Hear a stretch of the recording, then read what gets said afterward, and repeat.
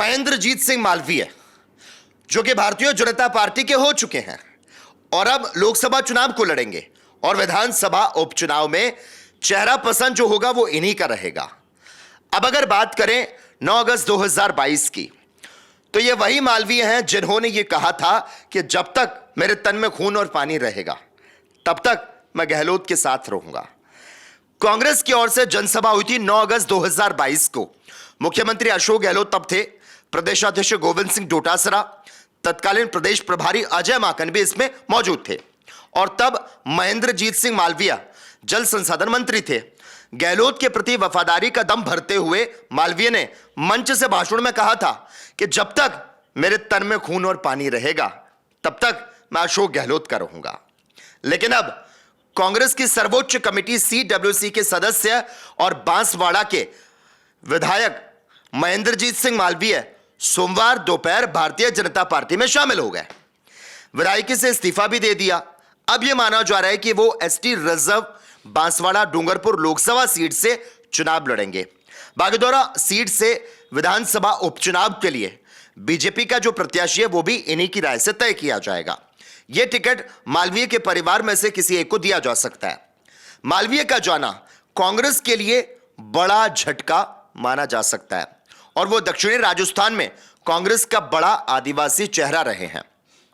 अब हम बात करते हैं राजस्थान कांग्रेस पार्टी की, जिसमें खलबली मची हुई है क्योंकि राजस्थान के कई मजबूत जनाधार वाले कांग्रेस नेता बीजेपी ज्वाइन करने लगे हैं। महेंद्रजीत सिंह मालवीय इसमें सबसे पहला नाम है।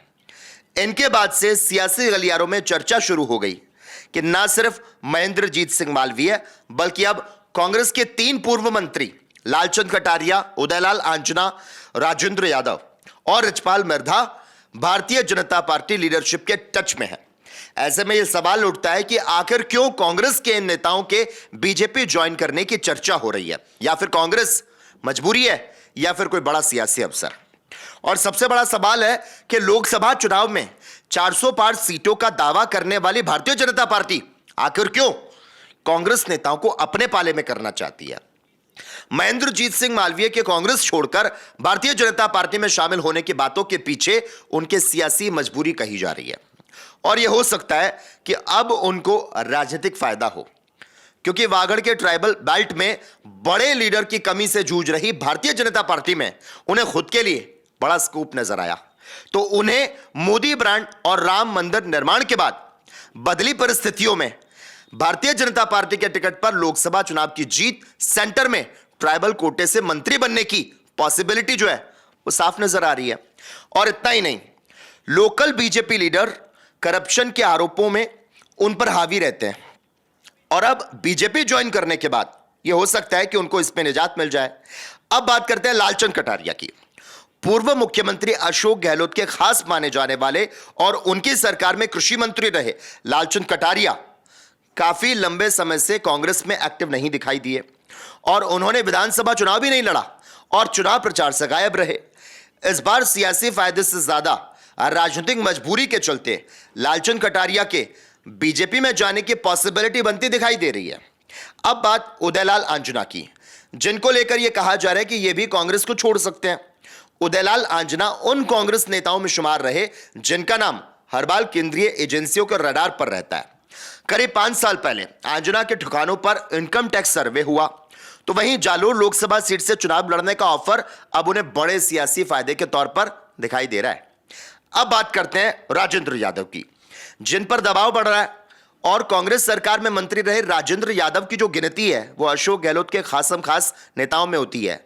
करीब 5 महीने ईडी की टीम ने राजेंद्र यादव के ठिकानों पर रेड की और मिड डे मील सप्लाई गड़बड़ी से जुड़े मामलों में जो रेड हुई उस पर न सिर्फ यादव बल्कि उनके दोनों बेटों पर ईडी का शिकंजा कसना शुरू हो गया था।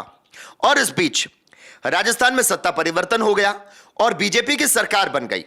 कोटपुतली से लगातार 2 चुनाव जीतने वाले राजेंद्र यादव हार गए और इसके बाद से सियासी गलियारों में यह चर्चा छिड़ गई कि बदलती परिस्थितियों में ईडी के भंवर में फंसे यादव कांग्रेस को छोड़ सकते हैं।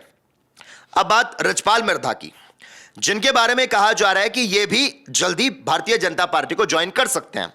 मारवाड़ के बड़े किसान नेताओं में शुमार रिचपाल मिर्धा को लेकर पिछले 1 साल से यह चर्चा है कि वो कभी भी बीजेपी ज्वाइन कर सकते हैं। विधानसभा चुनाव से ऐन पहले उनकी भतीजी ज्योति मिर्धा ने बीजेपी ज्वाइन की। हालांकि तब भी यह चर्चा थी कि वो भी भतीजी के राह पर चलेंगे, लेकिन उसी समय कांग्रेस ने उन्हें वीर तेजा बोर्ड का पहला चेयरमैन बना दिया और बेटे विजयपाल मिर्धा को दोबारा डेगाना से और भतीजे तेजपाल मिर्धा को खिमसर विधानसभा से टिकट दे दिया। हालांकि यह दांव मिर्धा के लिए सियासी फायदे वाला साबित नहीं हुआ। ना सिर्फ बेटे और भतीजे की हार नसीब हुई, बल्कि बीजेपी टिकट पर चुनाव लड़ने वाली भतीजी ज्योति को भी हार झेलनी पड़ी। आज कांग्रेस में उन्हें खुद का कोई भी भविष्य नजर नहीं आ रहा। अब देखिए दोस्तों, राजस्थान में बीजेपी भले ही सत्ता में आ गई हो, लेकिन इस विक्ट्री को लोकसभा चुनाव के लिहाज से अगर देखें तो जैसे आदिवासी बाहुल्य डूंगरपुर, बांसवाड़ा और प्रतापगढ़ में बीजेपी को अच्छा खासा नुकसान हुआ। बीजेपी को बांसवाड़ा डूंगरपुर की 9 में से केवल 2 सीटें मिली और बांसवाड़ा की 5 में से 4 सीटें कांग्रेस ने जीती और डूंगरपुर में 1 सीट बीजेपी और 1 कांग्रेस पास है। अब आदिवासी इलाके में बीजेपी को जहां मजबूत नेता की तलाश थी, ऐसे में बीजेपी महेंद्रजीत सिंह मालवीय को पार्टी में शामिल करना चाह रही थी। तो वहीं लालचंद कटारिया और रिजपाल मिर्धा प्रदेश के बड़े जाट नेता माने जाते हैं। अब जालोर के मौजूदा सांसद देवजी पटेल की विधानसभा चुनाव में सांचौर सीट पर हुई हार के बाद बीजेपी के मिशन 25 में शामिल इस सीट पर परेशानी बढ़ चुकी है। अब ऐसे में उदयलाल आंजना भारतीय जनता पार्टी के लिए मजबूत प्रत्याशी बन सकते हैं। तो वहीं राजेंद्र यादव को अपने पाले में करके बीजेपी यादव वोटर्स पर अपनी पकड़ मजबूत करना चाहेगी। लेकिन कांग्रेस के इन बड़े लीडर्स की बीजेपी में ज्वाइनिंग बीजेपी के लोकल लीडरशिप को पसंद नहीं है और शायद यह वजह हो सकती है कि इन लीडर्स की ज्वाइनिंग में इतनी देरी जो है वो इसी वजह से हो रही हो। द पीके टाइम्स न्यूज के लिए लकी जगवानी, जयपुर, राजस्थान।